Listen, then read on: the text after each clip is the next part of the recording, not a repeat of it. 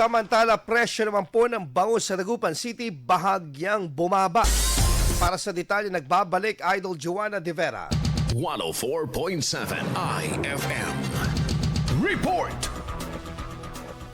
Mayroon ng pagbaba sa produktong bangus na mabibili sa Dagupan City. Ayon sa ilang tendero sa Magsaysay Fish Market, pumapatak mula 160 to 180 pesos ang kada kilo ng bangus, depende sa size ng produkto. Bumaba ang presyo nito dahil maganda umano ang naging harvest ng mga growers dahilan ng pagdami ng supply at pagbaba ng presyo sa kasalukuyan. Matatandaan na noong mga nakaraang linggo, sumirit ang presyo ng nasabing produkto na umabot sa 220 to 250 pesos kada kilo. Dulot umano ng nagdaang bagyo. Sa ngayon, nakadepende umano sa magiging supply ng produkto ang magiging presyohan nito hanggang Disyembre kung kailan inaasahan nilang sisigla ang bentahan ng bangus. Kasama mula dito sa IFM Dagupan, ito si Idol Joanna De Vera, Tatak IFM.